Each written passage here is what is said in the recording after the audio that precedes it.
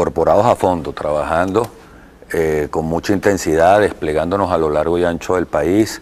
Hoy salgo para Nueva Esparta, tenemos hasta el miércoles, tengo que visitar varios municipios por allá, vengo de visitar el centro del país, y así estamos todos, ¿no? Desplegados a lo largo y ancho del país, haciendo la tarea que toca, que es persuadir a las mayorías y convocar al pueblo venezolano a atrevernos a dar un cambio que consideramos que es posible dentro de los marcos democráticos, y que pues hacer el esfuerzo para que el oficialismo pase a la oposición y quienes estamos en la oposición pasemos al gobierno, y que eso se entienda como algo natural dentro de un juego democrático, ¿no?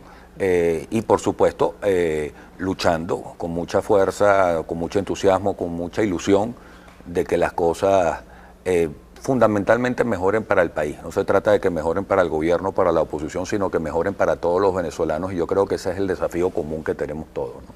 Cuando habla de juego democrático, se refiere a la situación, a la democracia vigente en Venezuela, de acuerdo con la Constitución de la República Bolivariana y de las instituciones que la representan.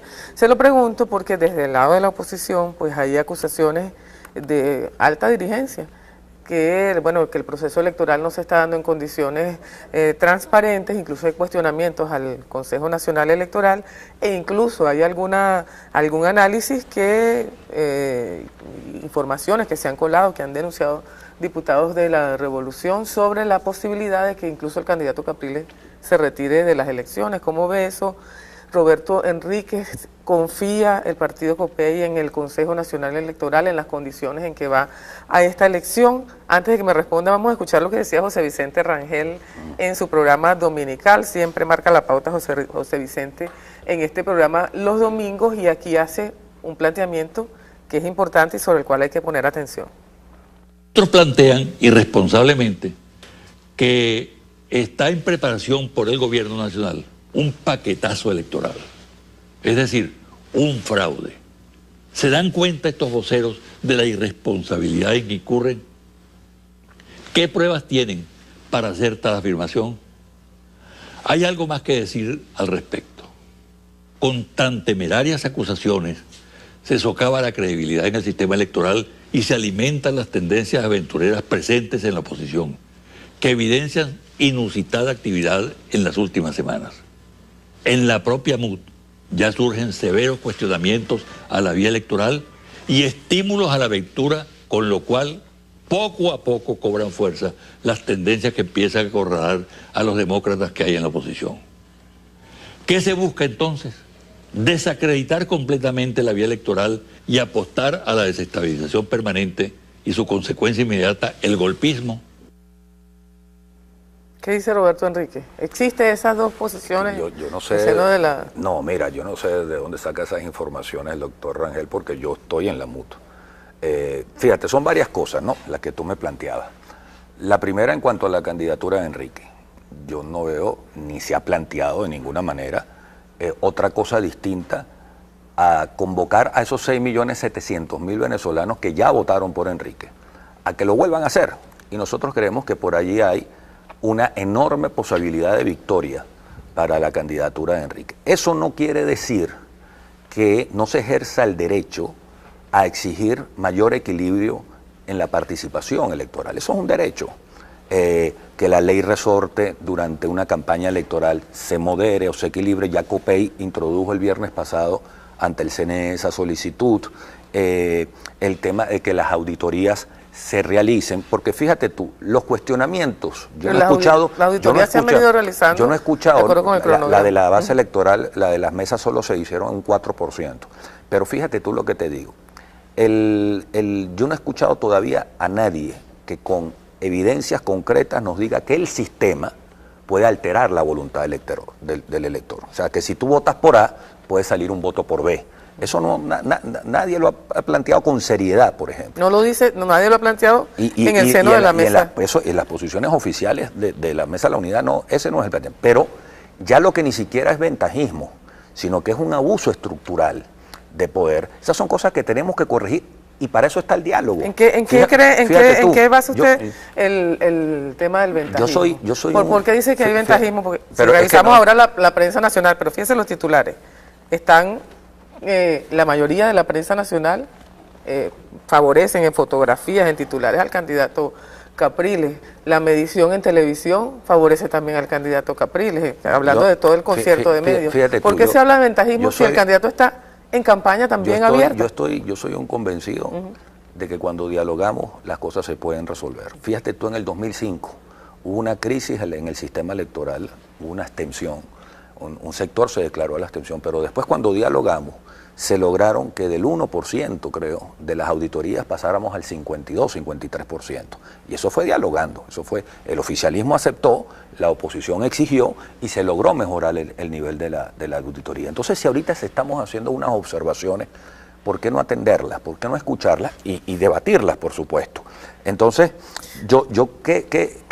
¿cuáles son los elementos que nosotros estamos observando? ¿Cuáles son las observaciones? Primero, ya Carlos Vecchio ha hecho una solicitud, y yo creo que la ha hecho con muchísima seriedad, en cuanto al tema de la exposición en los medios. Mira, hay una exposición de propaganda y hay una exposición en cuanto a cadenas, en cuanto a la ley resorte, que nosotros hemos planteado por qué solo durante esos 10 días, ¿vale?, de campaña la ley resorte no se suspende, no se equilibra o no se busca. Son planteamientos en cuanto a la exposición. Cuando tú me hablas de la prensa... Pero es que hay campaña, lo que yo digo, el planteamiento, bueno, el CNE lo deberá evaluar, pero ahí, digamos, del lado del candidato de la oposición, cuñas en televisión. En estos días nosotros pusimos una aquí, cuñas del que ensalzan las virtudes del candidato, firmadas por el partido Primero Justicia. O sea, no sé en qué sentido se refiere a eso. Pero yo quisiera, Roberto, que nos hablara específicamente sobre las solicitudes con relación al Consejo Nacional Electoral. Porque una declaración sí o no, porque es que no puede ponerse un manto de dudas sobre el árbitro electoral en una situación como la que está viviendo Venezuela. ¿Las elecciones en Venezuela son transparentes o no, según COPEI? Mira, las elecciones en Venezuela, como todo el sistema democrático, y eso es un principio fundamental, son y tienen que ser perfectibles. Y esa es una obligación que tenemos todos, cada día perfeccionar más el sistema electoral. Dar respuestas taxativas cuando nosotros estamos participando. Es decir, toda la oposición ha reconocido que el sistema electoral, por lo menos la oposición que compite y que es la gran mayoría, el sistema electoral no se le ha podido detectar alteraciones que cambien la voluntad. Lo que se está criticando son las condiciones del proceso electoral. Y entonces nuestro planteamiento es: ¿por qué no trabajamos en eso? ¿Por qué no revisamos una de las propuestas que hemos hecho, que por lo menos las auditorías tengan carácter vinculante, las auditorías de las mesas? ¿A quién puede perjudicar eso? A nadie. Entonces, incluso la ley deja abierta esa posibilidad. El tema de la exposición en cuanto a los medios, vamos a discutirlo, en qué cosas tenemos razón, en qué cosas de pronto hay subjetividades. Pero yo lo que siento es que siempre y cuando nos neguemos a dialogar con serenidad estos temas para mejorar y fortalecer las instituciones, que así es que gana una democracia, porque una democracia nunca será perfecta, pero siempre tiene que ser perfectible. Y parte de ese perfeccionamiento, de esa perfectibilidad, es ponernos a discutir en aquellas cosas que a un sector del país lo tienen inconforme, cómo hacemos para corregirlas y mejorarlas, siempre en el marco de la ley, por supuesto. Bueno, el CNE recibió las solicitudes de Carlos Vecchio y corresponde al organismo electoral, al electoral revisarla, pero es importante un planteamiento claro, transparente, de parte de quienes participan en la contienda electoral en una situación como la que está viviendo Venezuela. Es una circunstancia sobrevenida, ¿verdad? Son unas elecciones muy cortas. Le pregunto, sí, ese Consejo Electoral que lo llevó Roberto a ser diputado a la Asamblea Nacional, ese Consejo Electoral que llevó a la participación al 82% de la población en las elecciones recientes, lo cual es un récord mundial y eso lo sabemos nosotros, ¿tiene la confiabilidad suficiente en este momento para las elecciones del 14 de abril, según el Partido Social Cristiano COPEI? Fíjate tú cómo te voy a responder, porque no te voy a dar una respuesta taxativa. Mira, yo si estoy en una lucha que acompaña a mi partido para mejorar las condiciones electorales, yo no puedo darle la bendición al poder electoral completo. Eso no significa un discurso subversivo. Eso significa un discurso retador a que entiendan su rol los miembros del poder electoral de garantizar absoluto equilibrio a todos los sectores de participación. Fíjate tú que hemos ganado en mucho. Pero no lo garantizó cuando Roberto Enrique resultó electo, no garantizó la participación. Bueno, si no, no estaríamos haciendo estas exigencias. Fíjate tú en dónde se ganó mucho, que es en la aceptación de que el sistema como tal, no ha habido nadie que demuestre la alteración, pero en lo que sí se está exigiendo en cuanto a que las auditorías ciudadana o la llamada verificación ciudadana, de pronto yo usé mal el término, tenga carácter vinculante, es decir, se realicen realmente y por fuerza de ley, no solo por acuerdos en las mesas, por fuerza de ley. Creo que eso sería muy positivo para todos. Que busquemos la manera de que la propaganda oficial, no solamente del gobierno nacional, de los gobiernos regionales también, se equilibren o tengan un diezmo o se anulen cuando hay campañas electorales, para que el debate electoral pueda fluir y para que el elector pueda elegir. Entonces, yo creo que eso que tú... quisiera decir que, por ejemplo, los jueves de vivienda no se transmitieran por televisión. Toda la acción política del gobierno y la acción de gestión del gobierno tiene los 6 años del mandato para promoverla. En una campaña electoral que la promueva el candidato como candidato está en todo su derecho, más aún si está al frente de la presidencia y si es el candidato oficialista. Obviamente el candidato oficialista tiene todo el derecho a promover lo que él considere logros de su gestión, pero con equilibrio, es decir, si son 4 minutos, en sus 4 minutos que le toca al candidato de oposición y en los 4 minutos que le toca al candidato del oficialismo. A mí no se me ocurriría de ninguna manera decirle a un candidato que no puede hablar de tal o cual tema que él considere que le dé beneficio. Lo que sí planteo y planteamos nosotros es que haya la misma disposición de espacios para ambos. Y creo que eso sería un logro importante ya para la democracia y para el juego democrático. Mira, tú ahorita ponías un ejemplo, y de verdad no hay que perder de vista en el contexto en el que se están realizando estas elecciones, ¿no?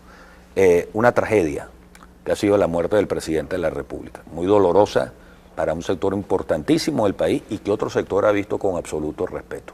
Yo he estado viendo, revisando el caso de la muerte de Perón, y tú te pones a hacer algunos paralelismos que yo creo que son importantes para que ojalá en Venezuela nosotros pudiéramos entender que independientemente de nuestros antagonismos, tiene que haber un espacio para la paz. Y Perón...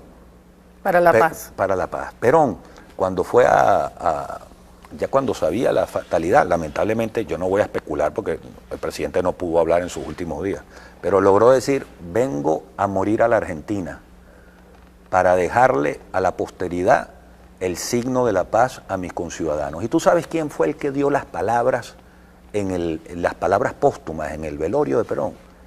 Ricardo Balbín, el jefe de la oposición argentina.